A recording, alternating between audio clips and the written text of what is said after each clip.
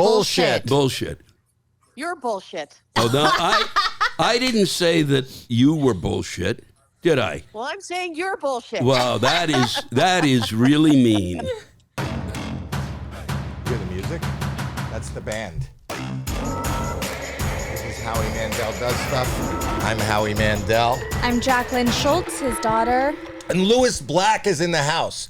Niles Black is been a comic for many, many years, and you've been a favorite of mine, and I think you're also considered a trailblazer because the word rant, you know, when it comes to comedy, to see let me just wrap this around.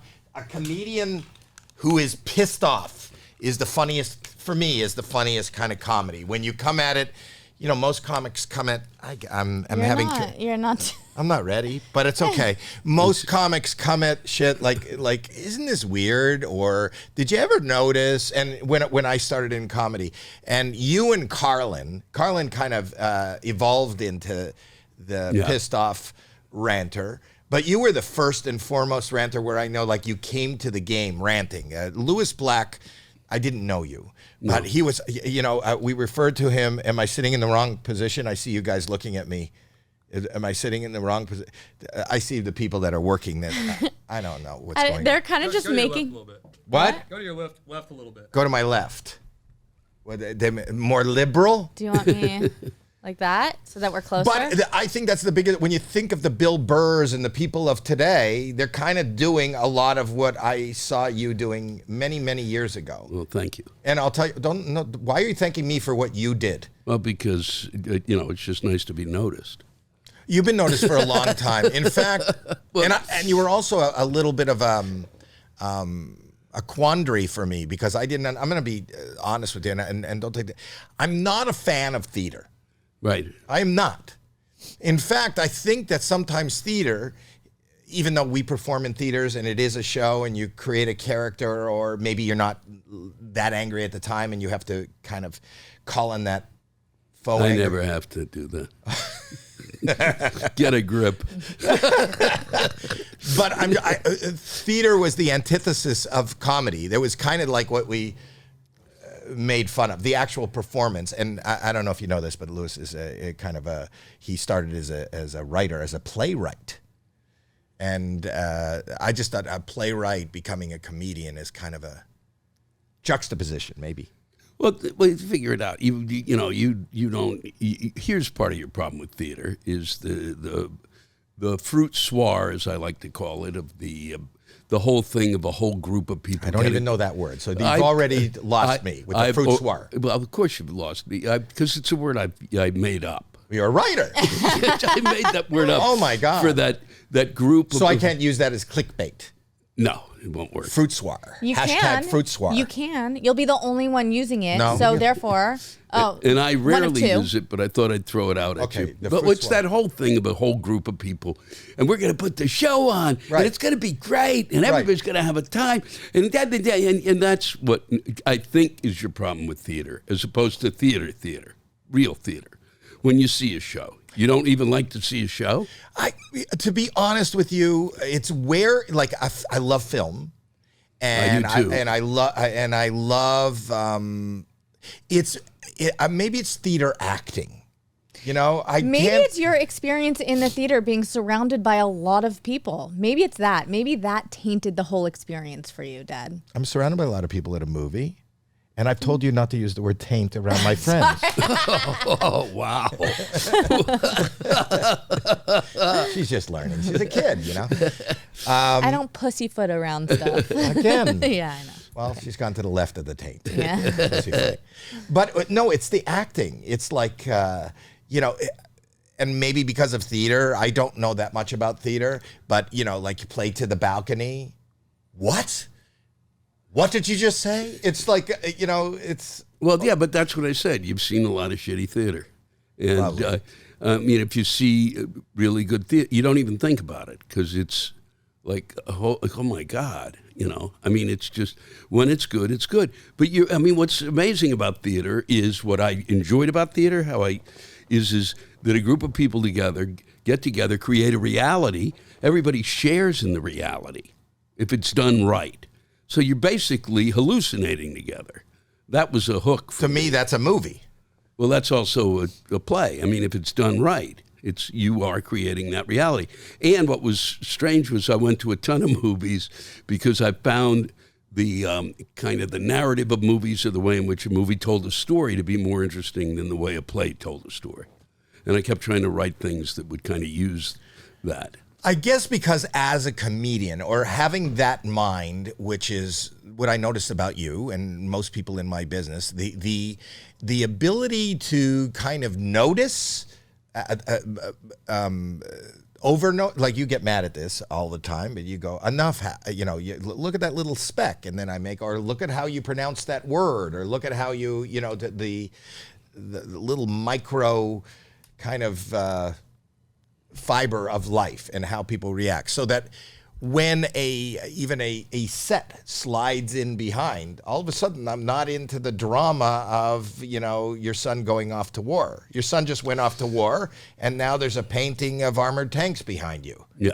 That kind of took me out. I don't know what plays you're seeing, but this is the one where the son goes off to war and there's in front of a painting of armored tanks. Yeah, that one. It was a spellbinder. Yes, and then musicals for me, when somebody starts singing, it kind of takes you out of, for me. Right. It takes me out of a... Right, but you never saw Hamilton. You know what? I didn't mind that. You're See? right. You're right. And the reason Problem is, solved. can I tell you why? No. Well, I mean, I thought you meant, did you know why? And I'm not listening. I should listen. I can't hear. I'm wearing a headset. Tell me why. No, but I think, because it really did break through. It went another step with musicals. It was a huge leap forward in terms of the musical. It was not your, Oklahoma, please. Okay, The Oklahoma, I know, is a big play. It's huge. I've watched parts of it. I can't get into it. Right, but Do you like Oklahoma? Well, I kind of grew up on that stuff. Because your parents took you to theater? Yeah. So that's where it's an addiction. Are you an only child? No, I had a brother. Okay. He was smart enough not to. Okay, and he didn't like theater. No, he liked theater, but he didn't go. My father and I would go literally once every 6 weeks. I mean, I saw the original Hello, Dolly with Carol Channing. Carol Channing. I saw the Diamonds are a girl's best friend. Yeah, I saw a bunch of original works, and that makes a big difference. And and it was a way to bond with my dad, so it was great. So somebody who goes to all these beautiful kind of festive kind of, how did you get so angry? The Jew in you? It was the currency in my home was sarcasm. Okay. And my mother was really brilliant at it. I'm sorry about your loss. I know you lost her recently, but she lived to be 104 years old. That's incredible. It is incredible. It is. And as I say about her, as long as she had something that made her angry, she was going to live forever. And I think there was kind of a 2-week break, and she just said, I'm not pissed anymore, and passed away. She passed from complacency. Yeah, right. Yeah, but she also, what's amazing, both parents died in their sleep without any of natural causes. That's fantastic. I mean, I shouldn't say you lost both parents and followed by but that's it's still fantastic. unbelievable. It is. So you have hope. No. Are you afraid of death? Yeah, I'm not a big fan of death, but I think... Breaking news. But I do think this is just, when I really kind of think about it, this is a stop, and then we go to the next stop. It's a long bus ride. What's your My feeling? podcast? Well, yours is a bigger stop than I thought I'd have to take today, but no. It's okay. You don't have to. You're kidding. I know you're kidding. Go ahead. You had a question? Do you believe in the afterlife or something after this? I believe that this is just part of the whole journey. So it's not just like... We don't go to a place and their couches and everybody's got a big... Not furnished. Unfurnished. an unfurnished area. Yeah. I do think there's something after this. Yeah. Do you think that you have the ability, or have you had any experiences where you feel your mother, or that there's an existence that you can maybe interact with? Well, no. But my brother, I did feel when he passed away, I felt his presence for years. Wow. And that was crazy because it literally, I went in the room and I'd left him, gone back on the subway, got the call that he had passed, and then went back. And I got there, and in the moment I entered the room, I felt he was there. You know, I had that exact same feeling when I lost my father. Is that right? Yeah, but he was there, but not what I was looking at. That was a shell. That was not. He was Right, in. yeah. I felt like His presence. and that's kind of like when you're sitting in a room quietly and you feel like, for lack of a better description, you know, you feel, oh my God, somebody's looking at me, and you stand, you turn, and in the doorway somebody is. There is an energy Yes. that we all have, and science says energy cannot be destroyed. It just changes forms. Exactly, and that's the big key to why your initial question, why I think it's a journey, because you don't go anywhere. We are just energy. But there's no place to sit because There's no couch- furniture. Yeah, and if it is energy, maybe we just come back as carbonation. That's a possibility. Do you believe in reincarnation? I really don't want to deal with that, because then every so often I have that moment where I go, okay, am I really going to come back as a grasshopper? That's going to suck. Really? Why? Why? No, grasshoppers are fine. No, I don't want to be a grasshopper. Okay. If you had a but dollar for, I'm if I had a really- buck for every guest we've had say that, Grasshoppers don't need furniture. So, I mean, it seems that's fine. my kid. Yeah. Yeah. I'm so proud. She knows. She's like wise. Well, that that's opened the whole, maybe. At this point in your life, do you have regrets? Like you, I think you were married once, but you're not the marrying type, right? You don't. I was never that guy who could. I was writing plays, so it was like that whole thing of like, oh, you know, God will provide. You know, all you got to do is, you know, we'll get married, you know, and then and it'll just work out. Well, no, it won't work out, jackass. I'm writing plays. That's like the income of a crack whore. It's not. There's no income.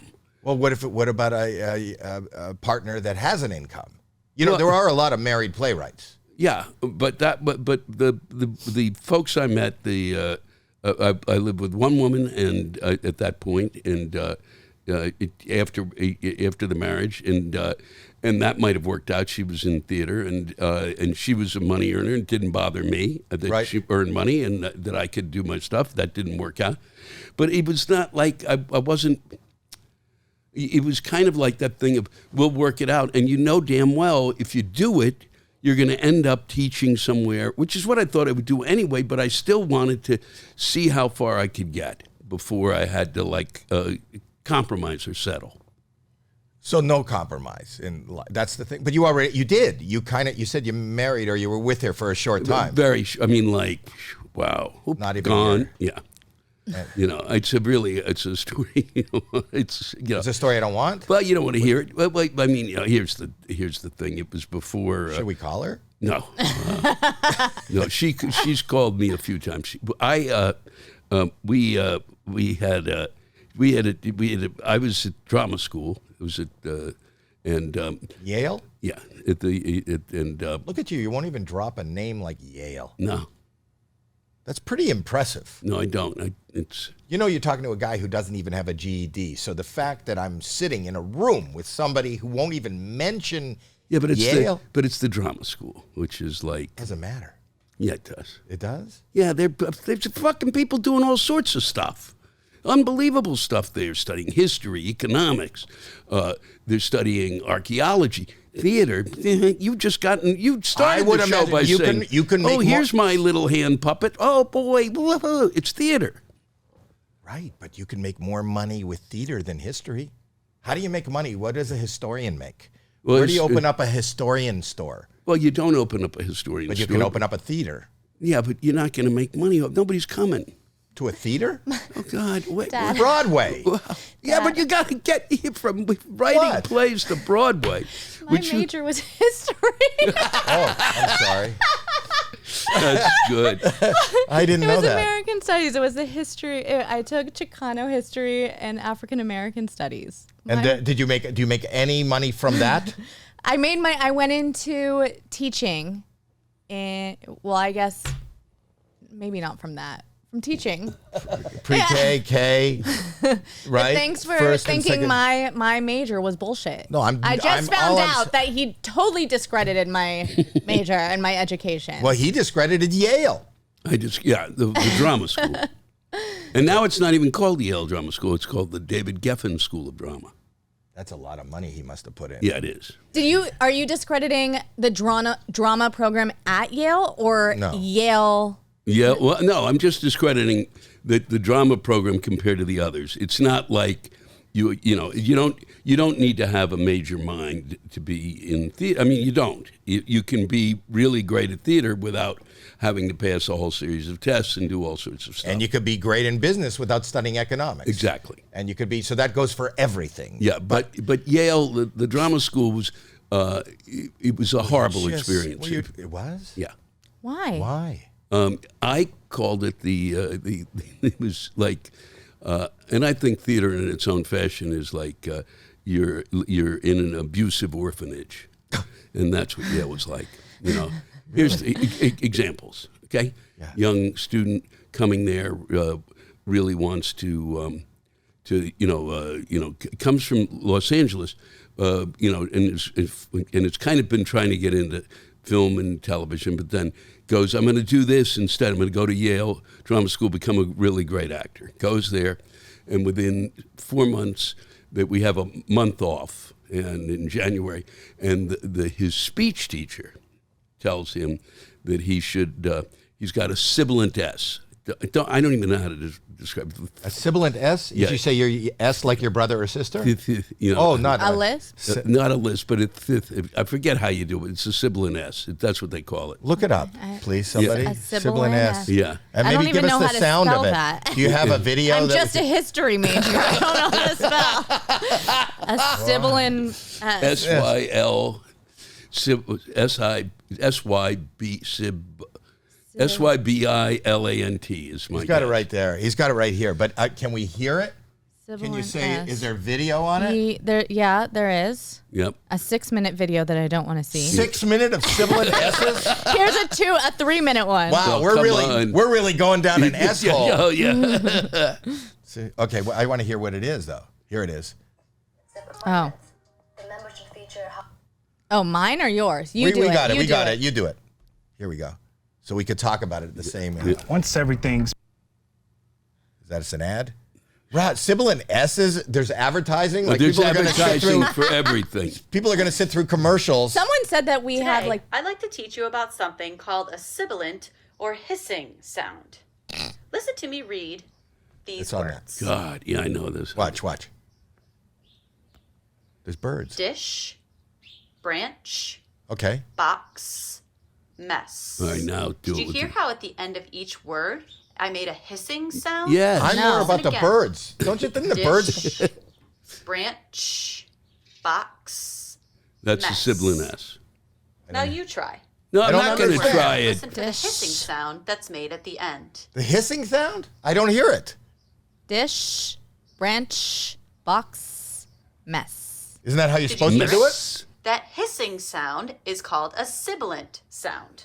The Isn't that it's just called an S? S. It's called an S. It's a All sibilant. of these sounds are sibilant sounds. Okay. Listen. Oh, this is. This is just 6 minutes. Don't worry. Yeah, no, we can, let's Okay, get turn out it of off. this. Turn This it is off! This is madness. This is mad. That was madness. But it So enhances here- your story. So it did, and really does. So he comes in. We're having lunch, and he comes in and he says, "I just met with the speech teacher. He said that the hospital here at Yale is really world class, and that and since we have like an incredible healthcare plan, he should have his jaw broken in order to and readjusted and use the month." And that way, when he's healed, he won't have the sibilant S. Is that a true story? That's it. I can't. If I could write that stuff, I wouldn't be It doing would be a great play. It'd be a jaw dropper. No Yeah. pun intended. No, But- could you imagine? I mean, that's Did he do it? No, I said, if you think, but this is the way I dealt with Yale. So I said to him, if you think I'm eating lunch with you for the next month with your jaw locked and sipping your lunch through a straw, forget about it. I got up from where I was. I walked down to the drama school. I went to the dean of students there, and I said, this is no way to be teaching people, you fucking idiot. Okay? You talk to these people. There were all sorts of incidents like this.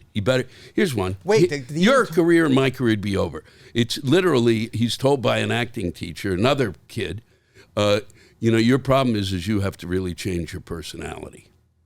The teacher told him that? Yeah. Change at Yale. At Yale. Yale sucks. There's clickbait.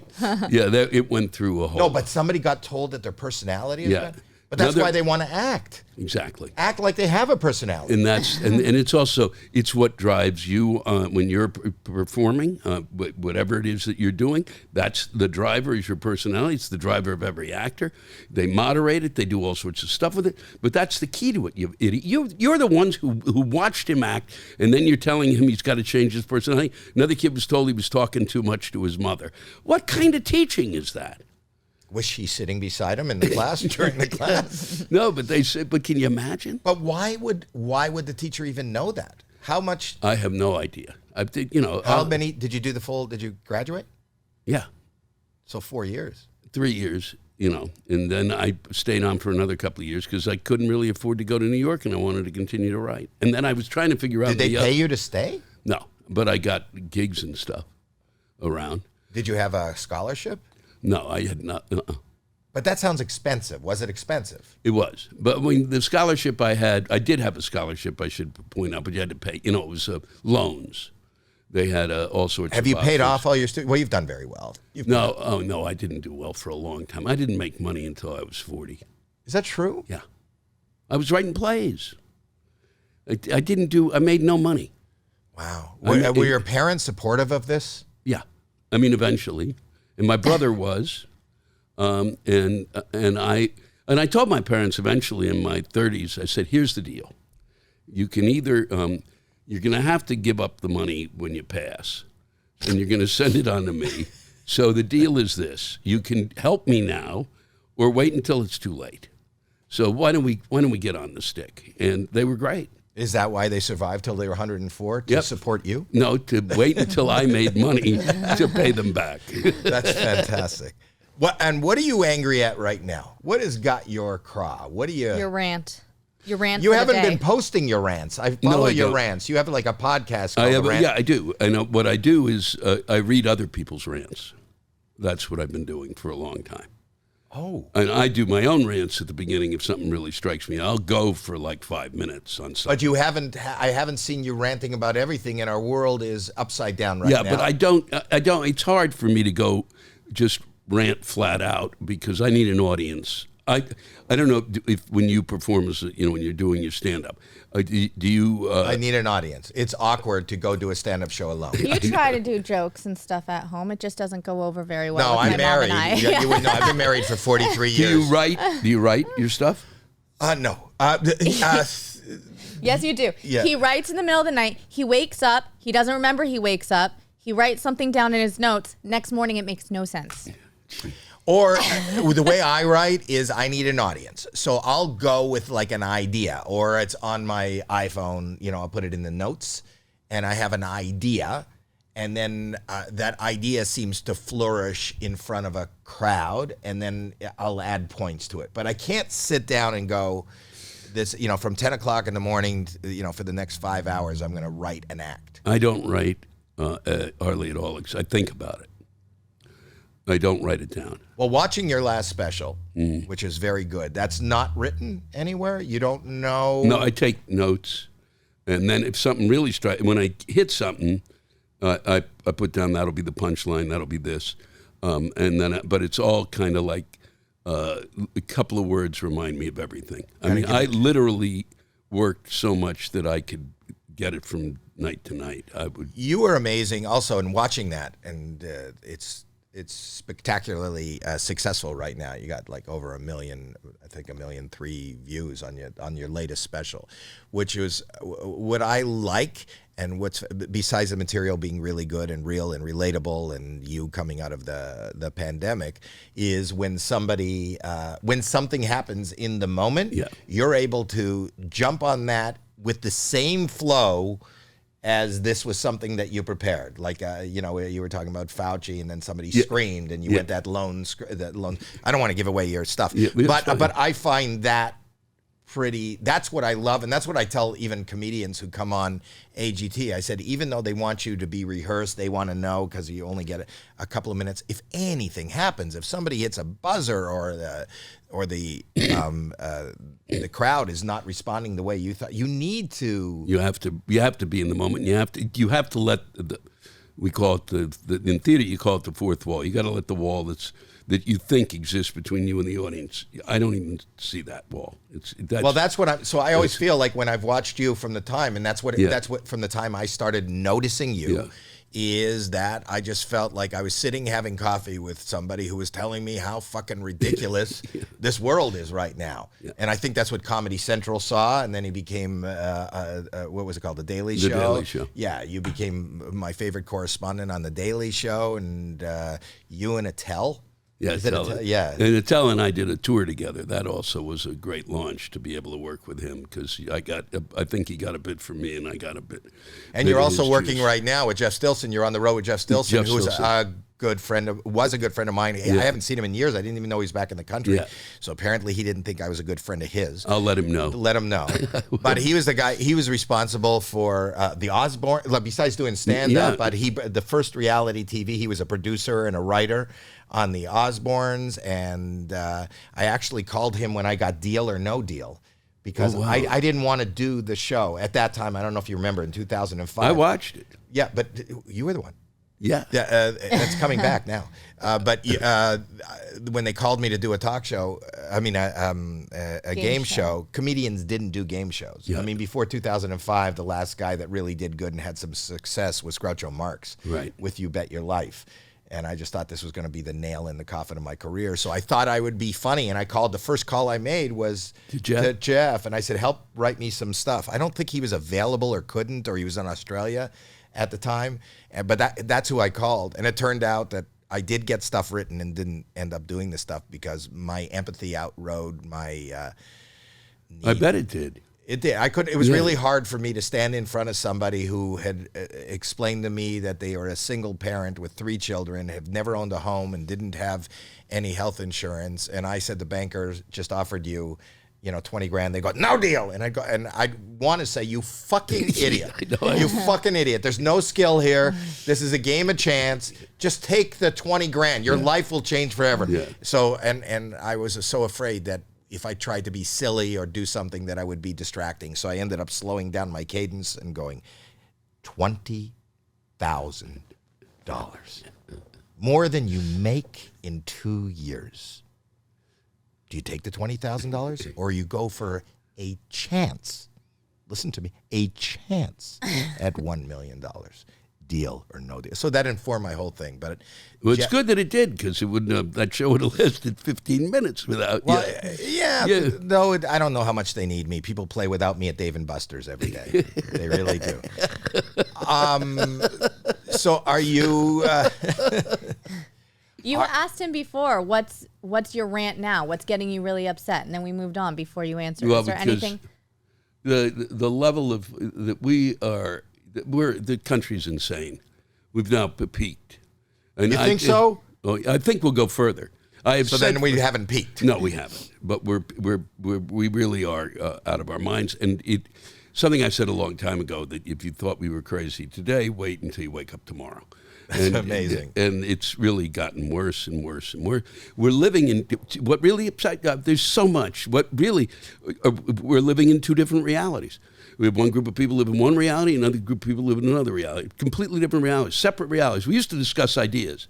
The Republican Party had their ideas. The Democrats had their ideas. Some other people had their ideas. But there was a smaller group that had the ideas. But most people at least had ideas, and we're living in the same fucking reality.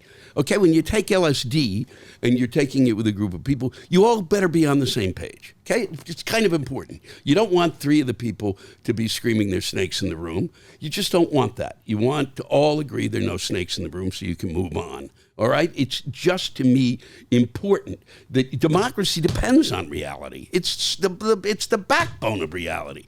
If you don't agree on reality, then what are we voting on? We're voting on your version of reality? Are you an idiot? There is reality. Live in it. It's called Tufsky Shitsky. Don't go making stuff up.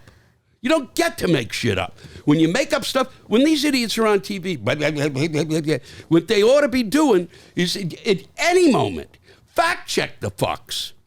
Put a thing up. That's a lie. They just made that up. There are no dogs on Pluto. Got it?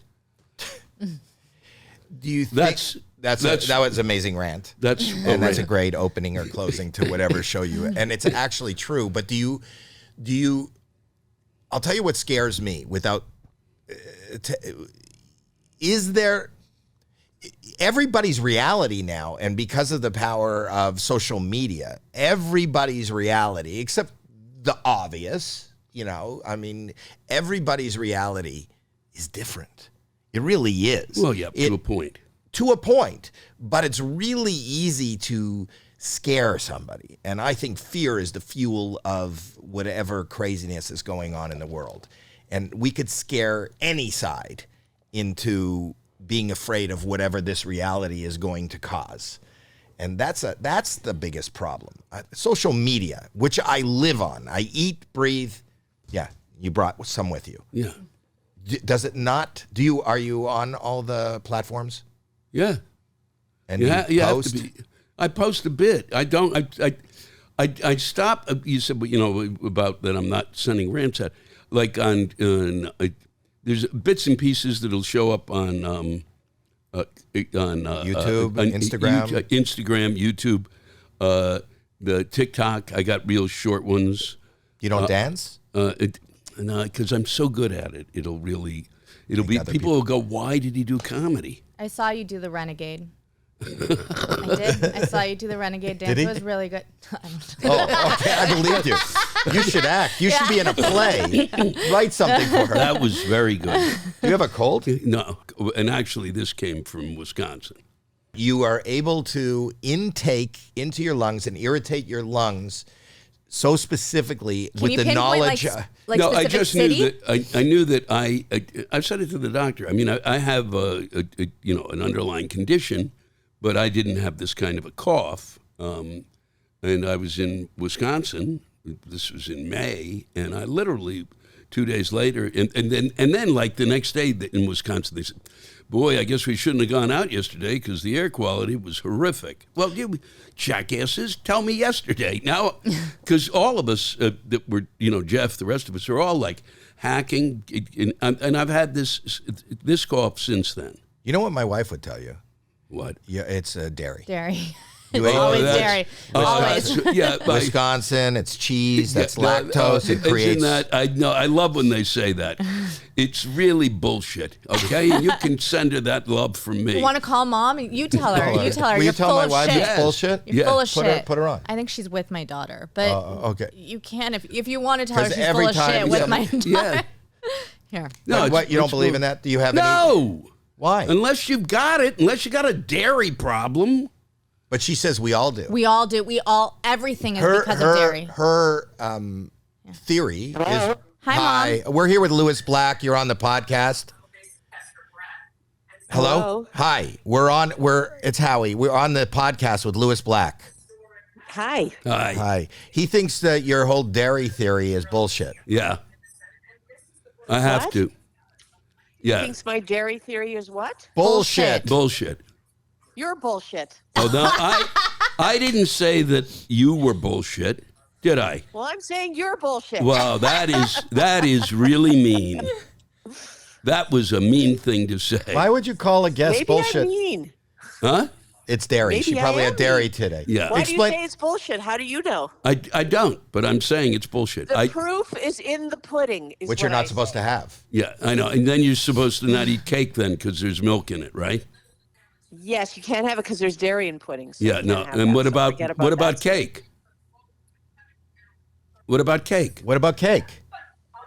Don't eat cake. See, No, all right. why are you? What's wrong? I'm not saying everybody can't eat dairy. Oh, I'm really? saying You Well, just I said it. can You just and my called husband Louis can. Black And the bullshit. proof was everything he did not get rid of the rash on his head until I said, stop eating dairy, you're allergic to it. Oh, and me. then the rash went away. Well, you know that. But her proof original is in the theory was rash. this: that we are the only living animal that is consuming milk. This head. You had a rash on this head, right? This head? Yeah, I Kids said in the that room. on his Yeah, head. that's the head. Not anywhere else. Not anywhere else. But what she's saying, we're the only living organism or whatever that will consume dairy or milk, first of all, from another species after we are weaned. Mom, Yes, I'm not saying it's not delicious and it doesn't make great Wait. stuff, but I can't have it. did my daughter get to where she was supposed to go? Wait, we're in the middle of a fucking Wait, podcast. I just want to ask. I'm having anxiety because I Yes, don't hear she's her with there her. and she's dancing her little heart. She's out. okay. Yeah, she's doing the renegade. Thank you. We'll be Thank back you, in Terry. five. That's right. Thank you. Don't, you got to learn to be a have fun. better hostess. Thank you. I'm sorry. That's my wife. Well, That's what I've been married to I'm for a 43 better years. mom than I am host. That's Okay, what we're I not need even to- talking about you. She called him bullshit. Oh, it's all about me. I thought you were talking about me. That was good. That was good. But what's interesting is she backed off the all dairy because Yes. you can't say that. If there are people, because my She's my, trying to be diplomatic. She doesn't actually believe that. She thinks She's thinks, diplomatic? Yeah, dairy's the devil to her. yeah, She's diplomatic? Well, she's got and her problem she said was dairy. Right? That's not what she It wasn't believes even in. her problem. I had a rash on my head. She told me That that she head. took away my cheese. Well, that's and my tour manager's yelling about it. I have another friend who's going. It's Who's dairy. your tour manager? Ben Brewer's my Can we tour. call Ben and see if he says it's bullshit? Oh no, I'm not going to discuss this. I've already been through it with him. I'm not giving him any time to talk about his fucking theory of dairy. He's dropped dairy. But he's your road manager. You probably spend more time with him than you do with my wife. Yes, absolutely. But I've heard it. I've had the argument with him. And all he's going to say is what your wife said. It's That Louis Black is bullshit. Yeah. I spend too much time with him. Do you like? I would imagine. I don't know. I don't know of anybody that has spent this much time in life alone. Is it great? Is it a? I'm fascinated by it. Is it? Do you feel mean like alone in the sense of? Not being married, not having a partner for a short amount of time. I just think I'm not. I mean, I've had relationships through life, but Did you live with people? Other Yeah. people? Oh, I didn't know that. I mean, on and off, but not for long. And then it really was no, because I really realized that, I was. Not a lot of folks can deal with when their partner is gone, like 120, 150 days a year. They just don't want to do it. You know what's amazing? I think that's what my wife finds attractive about me, Yeah. being gone. Yeah, and that was what I thought certain women would find attractive. Yeah. And then they go, you're not around enough. I go, that's the best part. I don't even like being around me that long. Welcome to me. We're very similar. I didn't know that. We are. Yeah. I have a hard time. I'm medicated as we speak. Yes, are you? Yeah. Do you do therapy? Of course I do therapy. Well, of course, isn't that? Well, I mean, you just said we're pretty much alike, so I was only agreeing with my other self. We can share medication if you Yeah. want. You're on the road now. Yes, You're doing a lot of dates. I leave. Well, we won't by the time this is on, but this Friday I'll be in Escondido, which means hidden, and apparently it takes hours and In days Spanish? to find it. Is that what it means? I think so, and It's okay. I'll look it up. I'm No, you don't pretty have to sure. look it up. You don't have to look it I'm up. can look actually. it up. I keep saying it. I think it's true. Nobody stopped me. We're gonna stop you right now. No, you can't stop me. Escondido means dairy. Thank you. And we're- Hidden. Hidden. So you're gonna see? That's a hidden place. and then Vegas, and then You're everywhere. I looked at your Cleveland and Cincinnati. LouisBlack.com. Yep. Right? And that's where you can find most of it. Yes. Well, you Everything. would. There are bookings and things that you would not put on Louis. No, everything's on there. Yes, you said most of it. Yeah. Well, I meant I like to do hidden dates where people try to find it. It engages the audience a lot more. July 13th, I'll be somewhere. It's not posted. Try and find me You're like a scavenger hunt. of comedy. Yeah. Yeah, that would be a great That would idea. be fun. No, but I meant I've got a ton of stuff on my on my web page. So I mean, tons. Are you writing anymore, like theater, play? No, I'm gonna be starting something. Next year I'm gonna phase out touring and really begin to write a new play and write a book. That's really what I want to do. Which you've done before. Yeah, both. I've written 3 books and a Right. lot of plays. And that seems like very... See, I like the theater because even though I'm not really personally, because I have so much anxiety, a people person, but it does force me to get out. Writing a book or a play seems incredibly insular and incredibly... I would get into a very dark place. Does it not? When you're just focused on that, does that not... No, because you're in another realm if you're really, either because partly it works as part of the reason I wrote was to be able to say stuff that I wasn't saying in my act, that I had other things to say, that I'm not just a joke pony. Here's what we're doing. Here's some other things I have to say about life. And that's kind of what I want to write again, which is mostly a combo of really trying to summarize what the fuck I've been talking about for so many years. Because of that, I would think that, and it's kind of like what Billy Crystal did with like 700 Sundays. Yeah. I always thought that you, and even more when I was looking into stuff when I knew that you were coming on, because you have the ability to pop in and out of whatever is prepared. Mm-hmm. I thought that you were an amazing, I mean, that's what stand-up comedy is, but maybe a more built one-man show, Niles Black on Broadway, where you talk about whatever the world is, but there can also be really produced, audio-visual enhancements and sets, and maybe even bringing in another actor, and I don't know what that is. Have you ever thought about something like that? No, but if you're willing to invest, I can start work on it tomorrow. Thank you.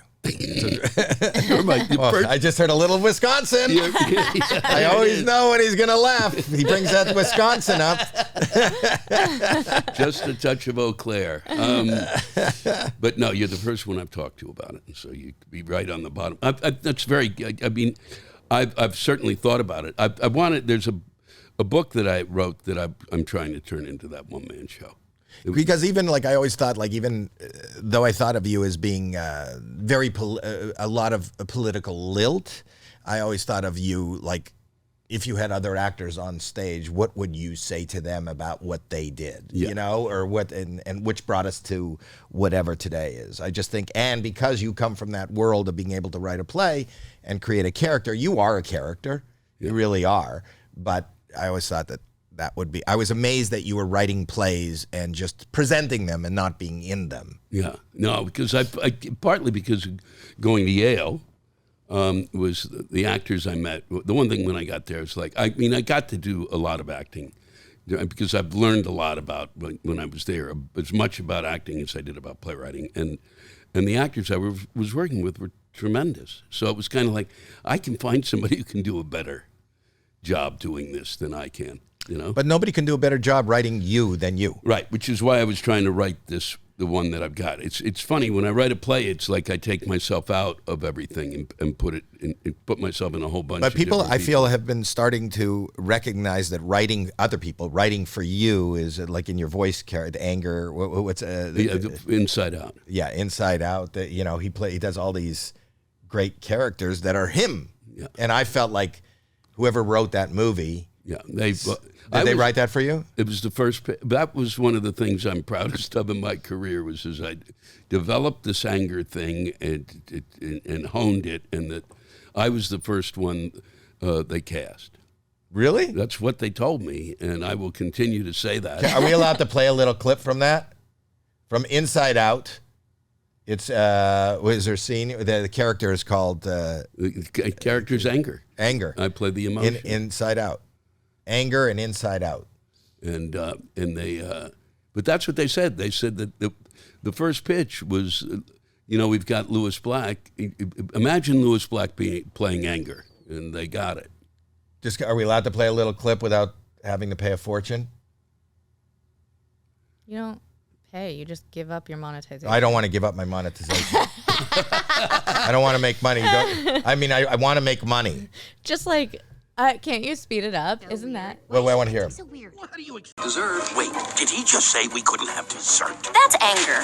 He cares very deeply about things being fair. So that's how you want to play it, old man? No dessert? Oh, sure. We'll eat our dinner right after you eat this. That was amazing. Jeremy wanted to watch it. It sounded just like you. Did you like standing in a booth? Were you alone? I loved it. Yeah. Well, you know what? You know what's great about it is that they do all of the other stuff. So all you worry about is the voice. I did voices when I started. Yeah, and it's great, isn't it? I love it. It's kind of easy. It's easy, but it's fun, and you don't have to worry about, especially with these guys at Pixar, you don't have to worry about any of the. They already know what your character's doing. They bought you for you. Yeah, and so they also guide. They'll go, because I'll say to them, just let's cut to the chase on certain things. Just tell me what you want. You know, if I make a got mistake, to improvise. I got to improvise, but I also said, if I'm not hitting it, tell me what, and then they would give me a note because they know what they want, and then it's incredible because of the interaction of just the physical. It takes all the physical interaction out, which I'm not as great at as I am with vocally. Great at. Fuck, I'm not even that good at. Let other people be the judge of that. It is great. And there is a reason why you've been able to maintain, a rent-paying career this long. Yeah. I mean, so many people that I know who I think are brilliantly funny are obscure and never really rose to the occasion. And it's just... there's all those guys. There were these guys in the Midwest. There were guys in Boston. There were guys... There were guys at the Comedy Store yeah. that never really peaked, and they were great. And I love them. And they were probably much funnier than I was, much more talented than I was. And people have a tendency to give up and not expand and just go away. It's really hard. Yeah, it's weird. It's weird that they go away. Or? Yeah, I mean, to me, if you've, that they just kind of, well, it's not weird. What's always been odd is to me, it's like I tell people when you're going into theater, you're going into stand-up, you're doing these things. It's like you don't question whether you're going to do it or not. If you're going to quit, you're going to quit. You're not going to think about it. You're going to quit. If chances are, but if you keep going, you're going to keep going. It is, and you will keep going. Well, you said you didn't make a living until into your 30s. Yeah, I didn't. My 40, I didn't care, and I wrote play after play to the interest of no one. And I was having the time. That's your niche. It was the time of my life. But that's the truth. Yeah. To me, when people say, "How do you describe? How would you make it? How do you make it in this business?" I go, "You've made it if you've decided this is what you want to do. If notoriety, money, and fame is what you're chasing, you'll never be happy. That none of those three things will ever. They might make life a little bit easier. You might get a better table. You might be able to not worry about your income tax. But ultimately, if you wake up each day and you love what you're doing and you don't give a shit, that's making it. Yep. And that's why you are who you are, and you have the ability to keep doing it. Do you find that? Well, yeah, and you've got a lot of friends in the business, so you get to tour with your friends and that. Has there been any, because you tour with other comics, jealousy or, do you compete with friends? No, we all get it, right? But when you see somebody get a TV show, do you ever sit back and go, I should be?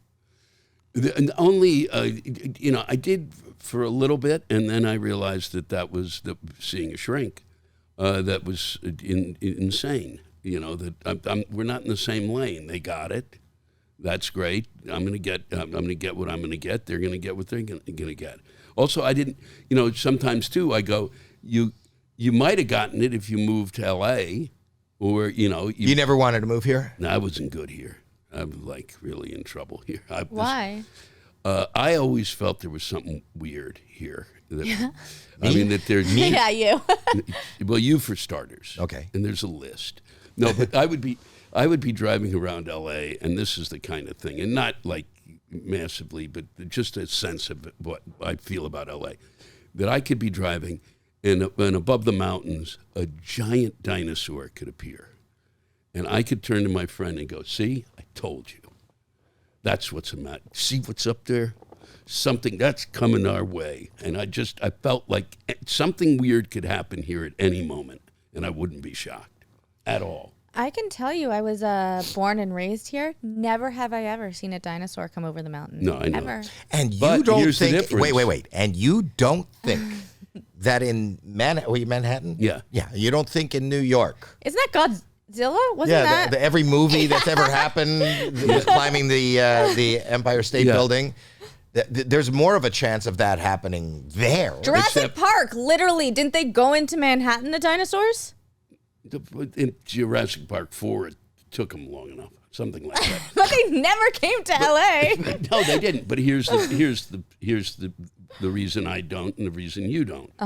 I don't in New York because I was from there. My family was from there. Aren't you from Maryland? Yeah, but my family was from there, so I spent a ton of time in New York. So and then I wasn't going to move to New York, and when I finally moved there, I went, this is really where I belong. And if I want to do theater, this is where you do it. And I never felt, I felt nothing but comfortable there. You know, that makes sense. The dinosaur story takes it to another level. Yes, no, the dinosaur thing is just I said it's don't take it seriously. But you were born and raised here. Mm-hmm. There's a difference, too, between people born and raised here than those of us who come out out here. Hello. Yeah. I'm Canadian. I know. And what brought you here? Dinosaurs.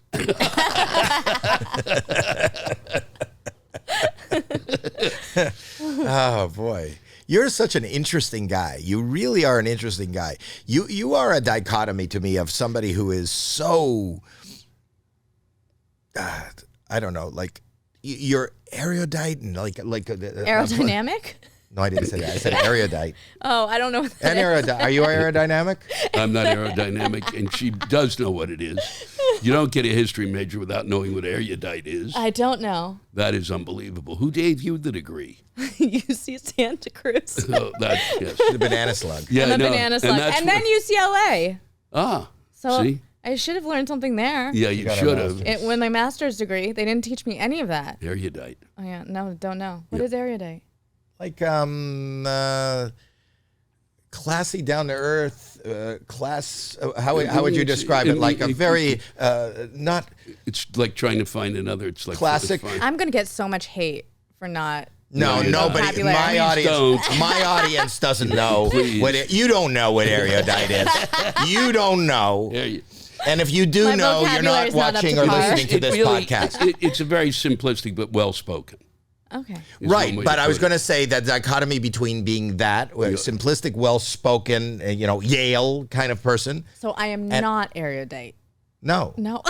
No, but I think the dichotomy between your silliness and humor and a little bit of that wackiness, like it doesn't really go together. Being, like I said from the beginning of your career, being a playwright, is very I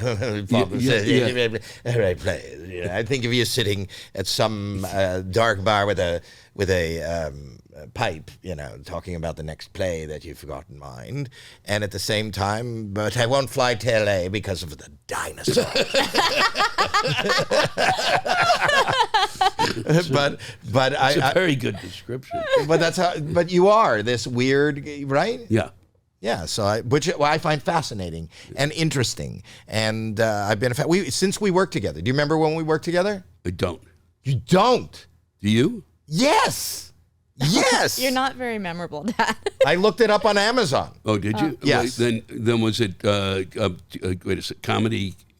The Comedy Cares comedy. They do that show. Put it up. No. Put it up. Comic Relief. Comic Relief. But we didn't really work together. No, but I saw this online. Look at that. There's Niles Black. You're the first one listed on the cover. And this is the best of 20 years of Comic Relief, right? So I think we worked 15 years apart. And there's Lewis. Show them, where am I? I'm on line number 3. Howie Mandel. Oh. And look at us. back together again. Yeah, no. And you could get a copy of Lewis and Howie working together. I think they said the used tape is $3.42 now. There's a bid of $3.42. It's anywhere it starts at $2.99. And if you send $12, we send you a big brick of cheese. Yeah. Yes. I love that. You don't remember our time not together over the 20 years No, span. the Comic Relief, though, I did remember Comic Relief, but I called it Comedy Cares because that was as close as I could get. No, I think Comedy Cares is another whole... It's an organization. It's another organization. Yeah. It's not Comic Relief. No, it's not. But comedy does care, and they relieve themselves. Comics relieve themselves, I think. What do you want to promote? I was saying the dinosaur thing made me think of something, which is a little bit off topic. Wait, it's okay. The dinosaur made you think of something. This is a little bit off topic from comedy, but I did want to bring up we started a Reddit. We now have a Reddit. We have a community page where people are posting stuff. We constantly get fan art, and like we got fan art from Carrot Top when he was on, and they had like carrots bukkake-ing. You know that term? Bukkake all over our face. Oh, yeah. But like, You know the term bukkake? Yeah, but I can't remember what it is. Oh, tell him. I don't want to. It's when a group of people kind of come to... They shit on you? No, what is wrong with you? That might be worse. What That is might be wrong with you? My daughter's in the room. It's a different kind of Yeah, finish. but she's the one who said Jizz, she's the the other one who side. said pussy. There.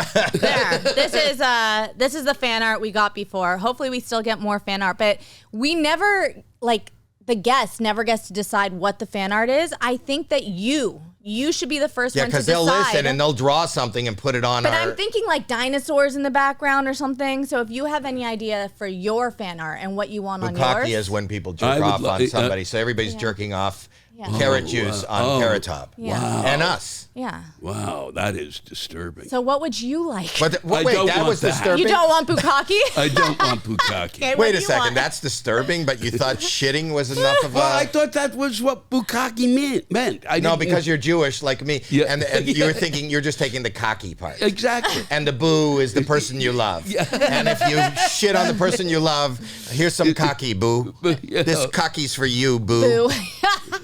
So what do you want on your fan art? My And fan art would be me angry, and it would be what I'm angry at. And it could be Dinosaurs? a dinosaur, but with someone's face in the dinosaur. Cheese? That would piss Wisconsin? Me off. No, I love Wisconsin. Okay. And I love cheese, and I don't think it hurts you. My wife, you want my wife's face on the thing? She said you were bullshit. You want my wife's face on the dinosaur? No, I don't want Name's to. Terry, by the way. Well, send her my love. Oh, okay. That's nice of you. I tried. I know. I know, but she was Doesn't brutal. always, it doesn't always Brutal, work out. no. I know. You know, and then She you is wonder, brutal. And then you ask why I haven't been married these years. You know, Did I not solidify your decision? Yes, you did. Thank you. There's that, and having children. I'm over that now again. Oh, I'm sorry. We just reconnected. We got back together. We had an incident when she was a kid. I left her in the circus. At the circus. Left her in the circus. At the circus. No, Yeah. Yes. no, you just left on your own. I left. Yeah. It wasn't intentional. I don't think it wasn't intentional. Was not intentional. No, there was a fire and you ran out as fast as you can. That would be worse. Without me? I gotta go. It's burning. Whoop. That's funny. Do you have any traumatic memory of like something that happened to you when you were a kid? Here's a spectacular one. Okay. Let them be the judge. Not as a kid. Okay. And I will judge Okay. before they do, because just in case they're wavering, they'll go, but he said. Okay. No, this is, I do have to say that, because every time I've told it, shut up and just say it. So I'm sitting in Vegas with my parents, and we're sitting around the table. My mother, I'm 65 at this point. My mom and dad are both there, and I said, for the first time ever, I said, whose idea was it to have kids? And my mother pointed at my father, and she said, if it was up to me, I never would have had a kid. With you sitting there.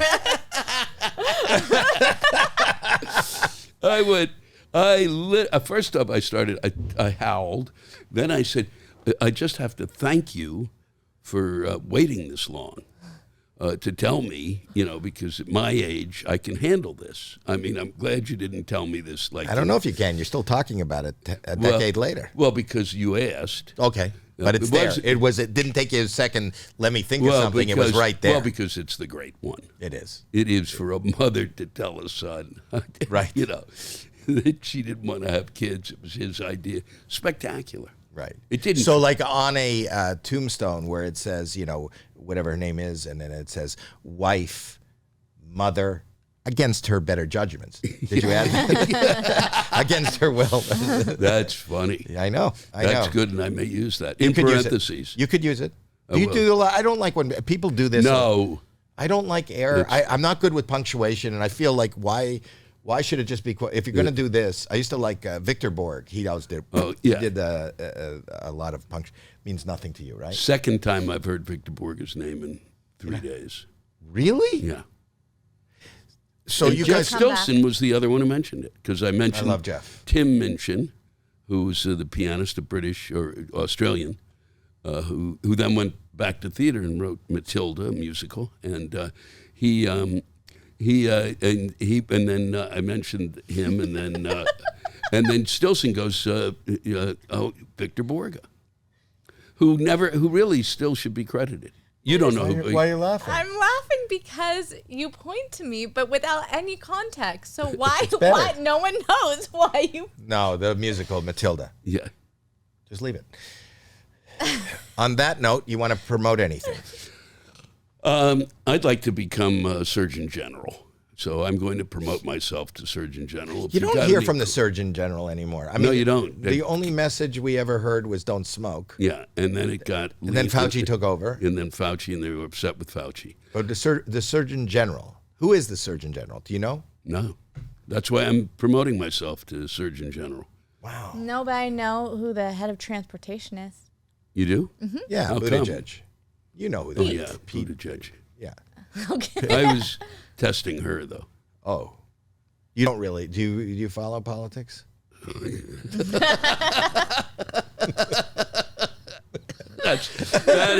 That is a phenomenal way to end this show. It is. I mean, we go through all this. Do you follow politics, Louis? But everybody knows them. But I will. The only thing I promote is go to really to find out everything that I'm up to, and to see some spectacular merch.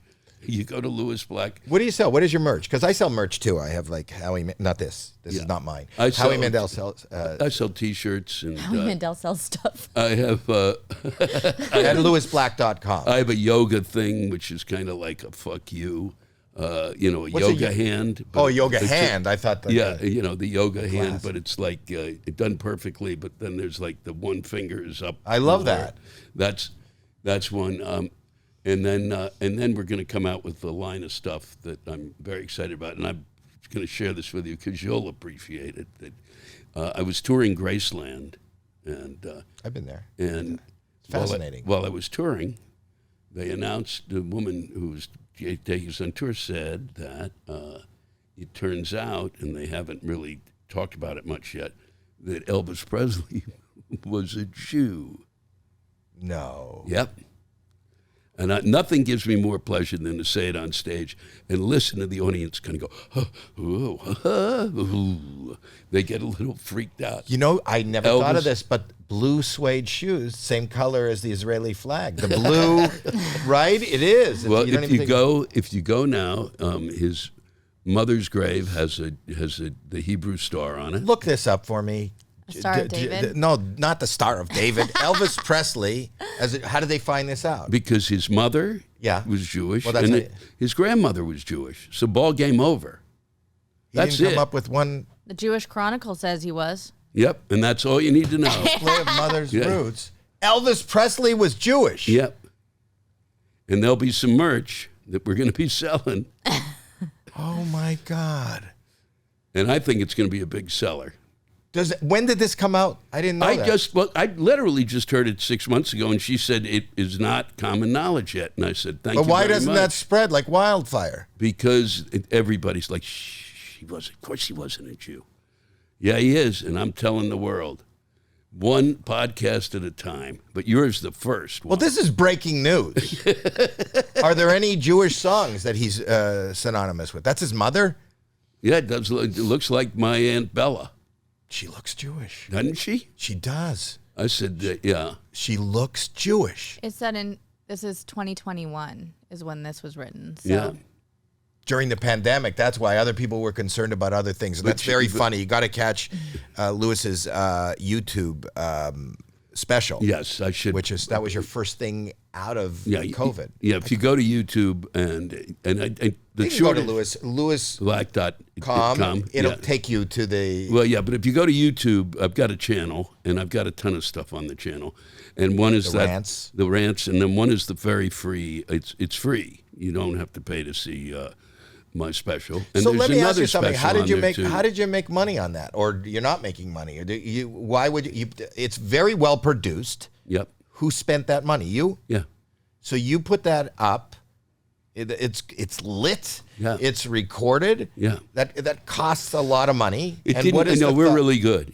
Even if you're saying in the realm of the business that we're in, it didn't cost a lot. Right. But it cost way more than this. Even if you spent $5,000, and you spent a lot more than $5,000. Yes. So what I'm saying is, the average person watching it, if you put up $5,000, how do you get return on that on YouTube or the ad sales because it's your channel? No, I won't get the money. I might get a little bit of it. Selling hard tickets now because people love you. Exactly. And want to come see you. Now that's an investment. It's an investment, but also back to the Jew thing. Here's what happened. Actually, it was because couldn't get it on Netflix, couldn't get it on Amazon, couldn't get it on Hulu, couldn't get it on HBO, couldn't get it on anywhere. That's where I'm at. Well, their loss. And so everybody said, it was like, oh, but you're going to be on YouTube, and I was going, I'd like to actually be on, but the problem is that I want to own it too. Well, now you own it. And I own it. I own everything. The new big thing, though, is releasing it yourself all on the YouTube. Kids. Yeah. All the kids these days. Yep. You don't want to be on all those other brands that you said are old school. Yeah. Mm-hmm. You want to be where the kids are, and the kids are on YouTube. Yeah, and it was nice. It was also a way to, in part, to be quite honest, Tom, I'd say thank you to the people who've been following me around for years. Here it is. It's free. You don't have to fucking go find it. It's right there in front of you. But then you did that, and you put that out right after COVID, and now you're touring. You have to write. You got to start again. Yeah, I'm about halfway to another. That was the fastest I've ever come up with it. I saw you say that someplace. I don't know where I saw you say that. It's amazing to me. That 6 months. Well, how without the ability to go out and work I literally started with, I'm just going to start telling the story of what happened to me during COVID, and I had things that I'd been thinking about, and it was just going out and talking about it. And I think you said in another interview, I don't know where I saw it, but the things that you were going through, as much as you saw them through the lens of being silly and funny and weird, there were all of us that, me and us in hazmat suits and gloves, Cloroxing shopping bags was our daily routine. Yeah. So to actually see and hear somebody talk about it, you went, holy fuck, this is... He knows. It was. He had a mirror. It was incredible because it was the response of the audience, because that was as soon as I did it. There were people who just pushed it away, and that isn't who I was talking to. I was talking to the people who got it. Well, I'll tell you, Lewis, first of all, I can't thank you enough for being here. You are a gem. We, aside from being on the cover, this is a real highlight for me to be in the same room as you, to laugh with you, to know you. Yeah, no, it was a pleasure. It really is. And I think that if you see he's playing anywhere near you, or there is something that you could click on, you'd be crazy not to click on it, not to go to it, not to spend it. And Lewis Black is here. Elvis Presley is a Jew. I've got merch too. Subscribe. I'm talking to you. That's the end of the shoe. Shoe? That's the end of the shoe? I didn't have a rhyme. I didn't have a good rhyme. That was good. Close enough. Thank you. That was great. Thank you. Where do you stay? I stay, as I have for years,